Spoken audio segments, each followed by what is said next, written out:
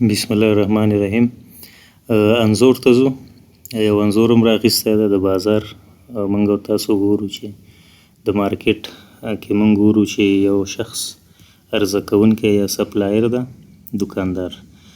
موږ سره سپلایر دهقان خپل زراعتي محصولات بازار ته ورکوي، فابریکه دار، تولید کوونکی یا تاجر سوداګر ټول سپلایر دي. او په انځور کې چې ګورو یو مېرمن ده، ماشوم، دوی څه شی دي؟ تقاضا کوونکي دي، ډیمانډ کوونکي دي، اخیستونکي او مصرف کوونکي دي. او همدې انځور په اساس باندې مخته ځو. د اسانتیا له خاطره مو دغه انځور انتخاب کړی ده. موږ لا اف ډیمانډ، مارکیټ اکویلیبریم او لا اف سپلای باندې خبره کوو. لا اف ډیمانډ یا د تقاضې یا د غوښتنې قانون د چا نظر دی؟ د اخیستونکي نظر دی. لکه څنګه چې موږ په انځور کې ګورو، اخیستونکي څوک ده؟ دغه مېرمن ده. یعنې هغه څه چې اخیستونکی فکر کوي لا اف ډیمانډ کې تشریح کیږي. او لا اف سپلای بیا د سیلر یا د خرڅونکي نظر ده. هغه څه فکر کوي خرڅونکی، د هغه نظر ده. موږ لا اف ډیمانډ کې څه شی مطالعه کوو؟ د قیمت تاثیر په کوانټیټي ډیمانډ باندې مطالعه کوو، چې د یو قیمت په لوړېدا یا په ټیټېدا باندې په د تقاضې په اندازه باندې څومره تاثیر غورځوي. موږ لا اف ډیمانډ کې وایو که پرایس جګیږي نو کوانټیټي ډیمانډ به ورسره کمیږي. دا څوک فکر کوي؟ اخیستونکی فکر کوي، مصرف کوونکی. که چیرته پرایس ټیټیږي نو کوانټیټي ډیمانډ به ورسره پورته ځي. بیا لا اف سپلای څه شی وایي؟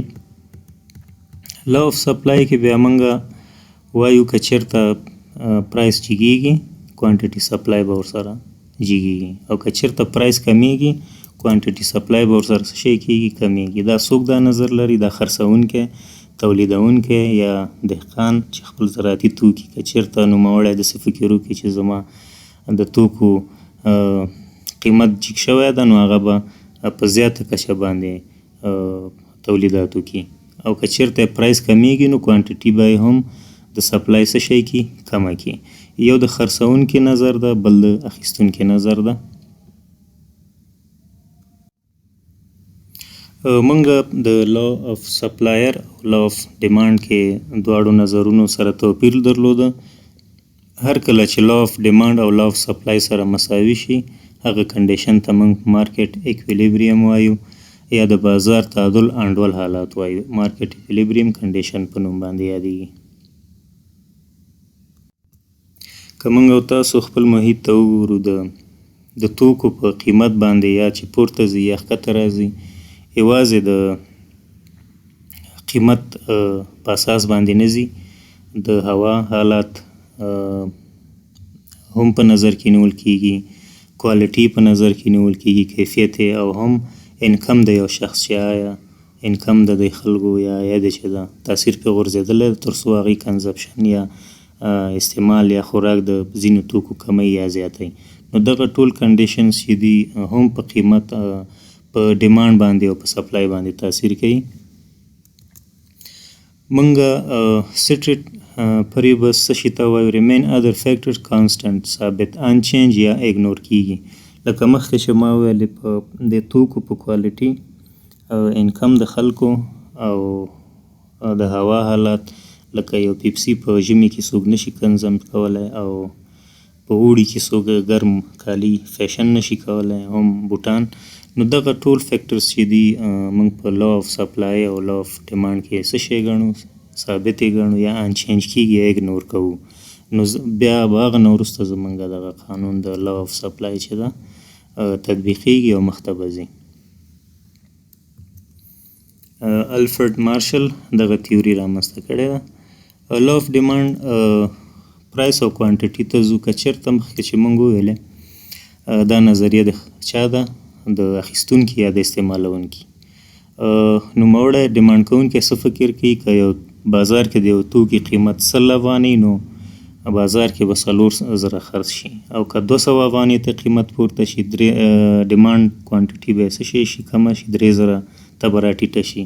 او که چېرته 3,300 قیمت شي د یو توکي، نو کوانټیټي ډیمانډ به راکوز شي 2000 ته، او که چېرته د یو توکي قیمت 400 افغانۍ شي نو د هغه ډیمانډ به څه شي راټیټ به شي 0 ته.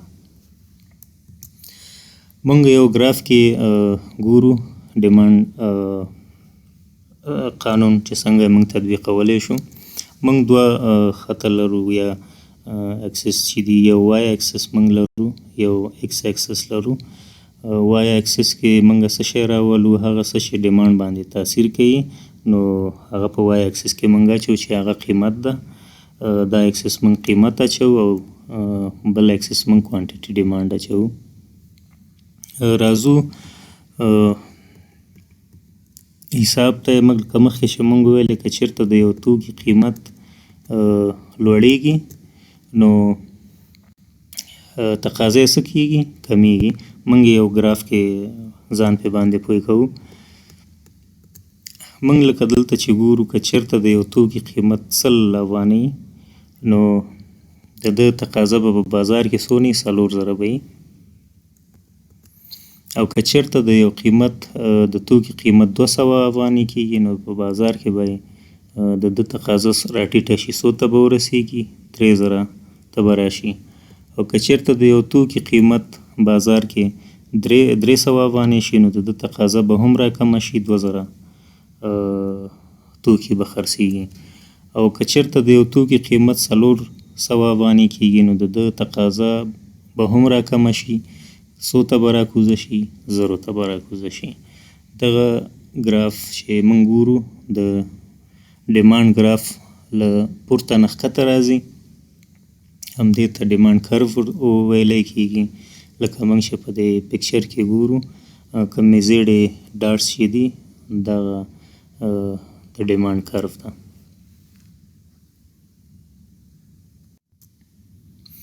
او راځو سپلای کرو موږ ته څه وایي؟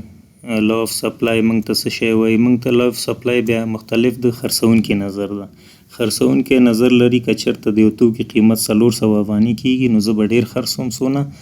4000 به خرڅوم. او که چېرته د یو توکي قیمت 300 کیږي نو هغه به 3000 خرڅوم. او که چېرته 200 راځي همداسې به د هغه سپلای کموم.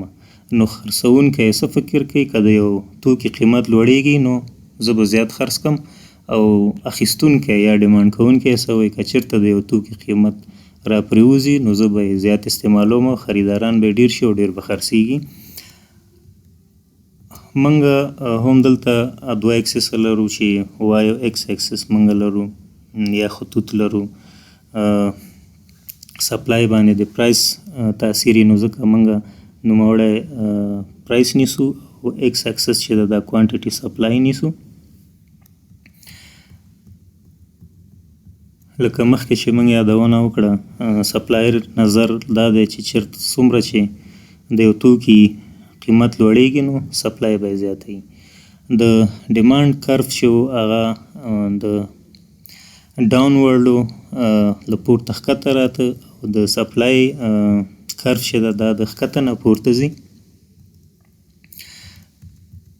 لکه موږ او تاسو چې په دې کرف کې ګورو چې د سپلای کرف د ښکته نه پورته ځي. همغه نظریه ده لکه مخکې مې چې ویلې سپلایر نظر دی. سپلایر څه وایي؟ سپلایر وایي که چېرته د یو توکي قیمت 100 نو زه بازار ته 1000 توکي خرڅ کړم. او که چېرته 200 قیمت زیاتیږي نو زه به هم د سپلایر په حیث باندې بازار ته 2000 وړاندې کړم. او که چېرته د یو توکي قیمت 300 کیږي نو زه به هم بازار ته د سپلای زیاته کړم، 3000 ته به یې ورسوم. اخر کې هم سپلایر یا عرضه کوونکی داسې فکر کوي که چېرته د یو توکي قیمت 400 افغانۍ کیږي نو زه به هم د ده سپلای یا عرضه زیاته کړم، 4000 ته به یې ورسوم. موږ مارکیټ اکویلیبریم کنډیشن مخکې ولوسته چې کله هم چې د لا سپلای او د ډیمانډ سره مساوي شي دې کنډیشن ته یې موږ وایو. موږ دلته وای او ایکس اکسس لرو. لکه مخکې چې موږ ویلې د ډیمانډ کرف څه شی ده؟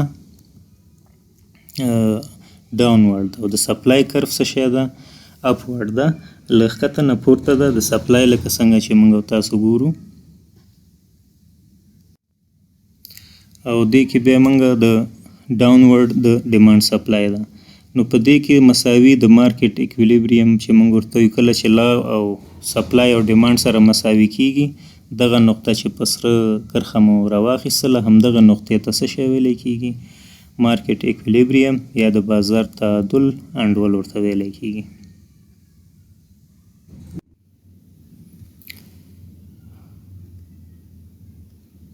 لکه موږ مخکې هم دغه دوه کرف یا خطونه چې دي، یو پرایس و یو کوانټیټي و. موږ په مخکینیو کې کوانټیټي ډیمانډ او کوانټیټي سپلای لیکلی و، دې کې یوازې موږ کوانټیټي راخلو. که چیرته موږ دغه خط د سرې نقطې د وای اکسس سره یو ځای کوو، دته پرایس اکویلیبریم وای، او که چیرته د کوانټیټي سره یو ځای کوو دته کوانټیټي اکویلیبریم ورته ویلی کیږي. نو په دې هیله چې دیزې پورې اسانه و او پوه شوي یو. لکه انځور کې چې موږ راواخیستل، انځور کې موږ ګورو چې یو سپلایر دی چې بازار ته عرضه کوي، یو ډیمانډ کوونکی مصرف کوونکی ده. لا اف ډیمانډ د اخیستونکي نظریه ده او لا اف سپلای د خرڅونکي نظریه ده. لا اف سپلای لا اف ډیمانډ هر وخت څه وایي؟ که چیرته بازار کې پرایس لوړیږي، کوانټیټي ډیمانډ یې ښکته کیږي، یعنې موږ او تاسو اخیستونکي داسې نظر لرو. او پرایس که چیرته کمیږي، کوانټیټي ډیمانډ به پورته ځي. خرڅونکی وایي که چیرته بازار کې قیمت زیږېده، زه به سپلای ډیره کوم، او که پرایس کمیده نو زه به کوانټیټي سپلای چې ده دا کموم. نو لکه نور فیکټر موږ لرو په ډیمانډ سپلای باندې تاثیر کوي چې هغه موږ ټول اګنور کوو، صرف نظر کوو. دې ته بیا څه شی وایو؟ سټریس پریبس ورته ویلی کیږي په اقتصاد کې. موږ لا اف ډیمانډ کې پرایس او کوانټیټي ډیمانډ وکتل. که چیرته موږ مخکې ویلې لا اف ډیمانډ وایي چې 100 افغانۍ باندې که د یو توکي قیمت وي، نو زه به کوانټیټي ډیمانډ به د څه شی شي؟ 400 به خرڅ شي. که چیرته قیمت څومره لوړیږي 400 ته رسیږي، نو د ده قیمت کوانټیټي ډیمانډ به هم ورسره کمیږي، 0 ته راټیټیږي. خو بیا لا اف سپلای وایي چې څومره قیمت لوړیږي نو سپلای به زه زیاتوم. دا څوک وایي؟ خرڅونکی وایي. مارکیټ اکویلیبریم کنډیشن موږ سره لکه موږ او تاسو وویلې، لا اف ډیمانډ او لا اف سپلای چې کله سره مساوي شي، دغه کنډیشن ته موږ څه شی وایو؟ مارکیټ اکویلیبریم، د بازار تعادل انډول. مننه، ژوندي اوسئ.